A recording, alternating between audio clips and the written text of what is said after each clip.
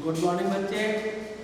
आज आपकी class 6 class में आज पाठ 4 हम लोग बताएंगे। पाठ 4 क्या कहता है? पाठ 4 कहता है कि पुनरावर्तन। आप एक गंदे बर्तन में लगातार कई दिनों तक खाना नहीं खा सकते। आप अपने गंदे कपड़ों को लगातार नहीं पहन सकते, उसे पुनरावर्तन करना पड़ता है, बदलना पड़ता है, दोहराना पड़ता है। गंदे कपड़े को साफ करना पड़ता है और साफ कपड़े को पहनना होता है। ठीक आपने क्लास 5 से 6 में जब आप आए हैं तो आपके क्लास 5 में जो पाठ था उसको क्लास 6 में दोहराने की कोशिश वो कर रहा है। ये पाठ बता रहा है कि आप जो पिछली क्लास में आपने किया, आपने जो पढ़ा, आप उसे यहाँ पर दोहराइए। पुनरावर्तन मध्यम एवं उत्तम पुरुष। पुनरावर्तन का मतलब होता है कि पाठ को दोहराना या फिर से अभ्यास करना। बार बार जब हम दोहराएंगे नहीं तो हम भूल जाएंगे।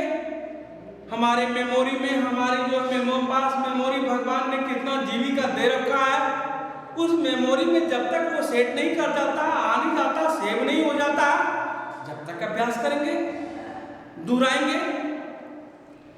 तो यहाँ पर पुनरावर्तन का मतलब होता है पाठ को फिर से दोहराना, अभ्यास करना, क्योंकि विद्या अभ्यास का चीज है जी।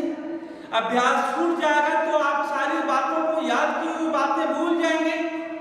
प्रैक्टिस में रहेंगे, हमें विद्या लगातार अभ्यास करते रहेंगे तो सारी चीजों को याद रहेगा। तो अब उसके बाद हमें पुनरावर्तन के बाद दिया हुआ है सब मध्यम एवं उत्तम पुरुष। अब यहां पर कहा जाता है जी कि जब हम किसी से बात करते हैं,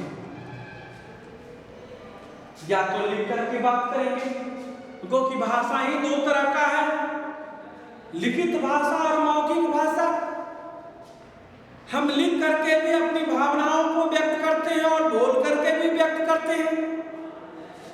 तो जब हम बोलते हैं, या तो लिखते हैं या बोलते हैं या बात करते हैं, तो उस लिखने और बोलने और बात करने में 3 आदमी की आवश्यकता होती है। वो 3 आदमी जो है उसको हम लोगों ने संस्कृत में पुरुष का नाम दिया गया। वो 3 कौन होता है? तो 3 होता है उत्तम पुरुष, मध्यम पुरुष और प्रथम पुरुष। प्रथम पुरुष इसके पहले वाले चैप्टर में पुनरावर्तन में पढ़ रखा आपने। आज हम लोग को पढ़ना है मध्यम पुरुष और उत्तम पुरुष। अब सवाल उठता है कि हम उत्तम पुरुष किसको कहेंगे भाई, कौन होता है? तो यहां पर कहता है उत्तम पुरुष, मध्यम पुरुष और प्रथम पुरुष। पुरुष संस्कृत में 3 होते हैं और ये तीनों के बीच में ही कन्वर्सेशन, वार्तालाप, लिखित हो या मौखिक हो होता है। अब आता है कि उत्तम पुरुष कहते किसको है? जब आपने देखा, आप देख रहे होंगे कि क्लास में हम बोल रहे हैं, आप सुन रहे हैं। हम बोले और आप सुन में नहीं करेंगे तो बोलने से क्या फायदा हुआ? तो बोलने वाला व्यक्ति उत्तम पुरुष का रहता है। जब आप कोई बोलेगा तभी सुनिएगा। भगवान ने दिया कान सुनने के लिए और आपके पास किसी की आवाज ना आ रही हो, सर का, मैम का, कोई पशु पक्षी जीव जंतु किसी का आवाज नहीं आ रहा, तो सुन के आप सुनोगे क्या? कुछ भी नहीं सुनोगे। कान तो दिया लेकिन सुनाई नहीं पड़ेगा। क्यों नहीं सुनाई पड़ेगा? क्योंकि वो बोलने वाला कोई नहीं है। तो बोलने वाला व्यक्ति जो है उत्तम पुरुष का रहता है। उत्तम पुरुष किसको कहते हैं? उत्तम पुरुष हमने लिखा, उत्तम पुरुष का देखिए उंगली जहां जहां हमारी जा रही है कि बोलने वाले व्यक्ति को उत्तम पुरुष कहते हैं। कह दिया जी। अब उत्तम पुरुष का 3 सर्वनाम होता है। आपने प्रथम पुरुष में बहुत सारे सर्वनाम पढ़ा, 4 पढ़ा था। कौन कौन पढ़ा था जी? इदम, एतत्, तत् और किम। लेकिन यहाँ पर उत्तम पुरुष का 3 सर्वनाम होता है। कौन कौन होता है? अहम, अहम में होता है मैं, एक वचन में बोलने वाला व्यक्ति होता है मैं। यदि हम आपके पास आपकी क्लास में अकेले बोल रहे हैं तो मैं हो गया अहम। 2 आदमी हम लोग जब बात करते हैं तो कहते हैं हम दोनों किया। कौन किया जी? तो हम दोनों किए थे। और जब पूरी क्लास में आपके साथ हम भी शामिल हैं तो हम सब या हम लोग हो जाता है। अहम एक वचन में, एक वचन का मतलब एक वस्तु का बोध होना, द्विवचन का मतलब 2 वस्तु का बोध होना, और बहुवचन का मतलब 2 से ज्यादा वस्तु का बोध होना। जब मैं कहता हूं अहम, अहम निस्मय होता है एक वचन में। आपके क्लास में सारे बच्चे लोग सुन रहे हैं मेरी बात को, तो हम अकेले बोल रहे हैं मैं अकेला हूं। किसी बच्चों को बुला लेते हैं, एक बच्चों को कि हाँ जी रोल नंबर 5 आ जाओ मेरे पास, तो वहां पर हम और बच्चे 2 हो गए। तो दो वस्तु यानी 2 व्यक्ति का बोध होता है, वहां पर हम आवाम लगाते हैं। आवाम यहाँ लिखा हुआ है, देखिएगा आवाम। आवाम मीन्स हम दोनों द्विवचन के लिए। क्यों? क्योंकि द्विवचन के लिए द्विवचन का परिभाषा हम लोग देते हैं कि जिससे 2 वस्तु, व्यक्ति अथवा स्थान का बोध होता है।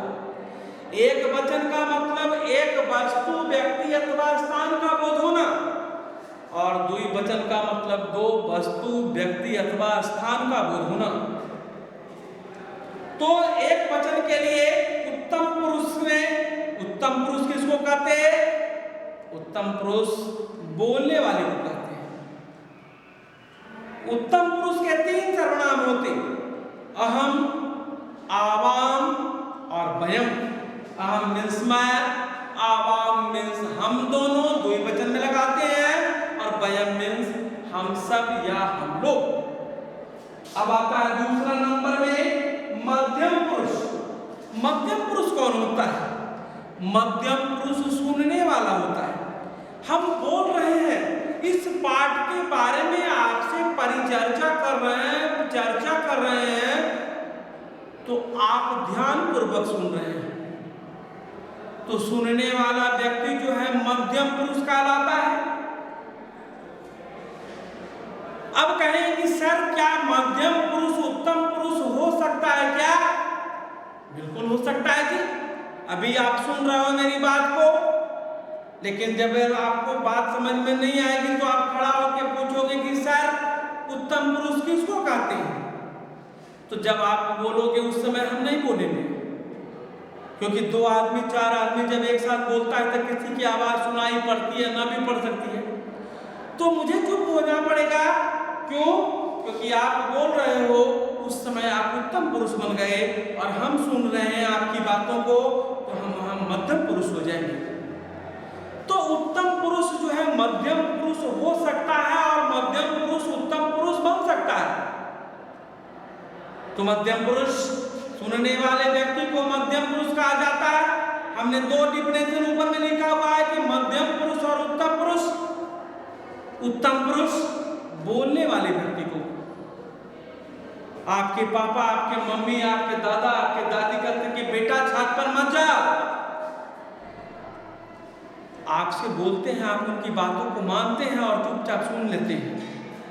तो कोई ना कोई बोलता है, जब बोलेगा तभी आप सुनिएगा, और जब सुनिएगा तभी बोलेगा कोई। जब सुनने नहीं कीजिएगा तो क्यों बोलेगा वो? तो बोलने वाला व्यक्ति जो है उत्तम पुरुष कहलाता है, और सुनने वाला व्यक्ति मध्यम पुरुष कहलाता है। उत्तम पुरुष के 3 सर्वनाम होते हैं। अहम, अहम मीन्स मैं, अकेला मैं बोल रहा हूं आपकी क्लास में, आप सुन रहे हैं। आवाम, हम दोनों, यानी किसी बच्चों को मैंने बुलाया, किसी बॉयज और गर्ल्स, किसी लड़की और लड़के को बुलाया कि आ जाओ जी, तो हम 2 हो गए। तो 2 व्यक्ति जब होता है, वस्तु स्थान होता है, वहां पर आवाम का प्रयोग करते हैं, आवाम लगा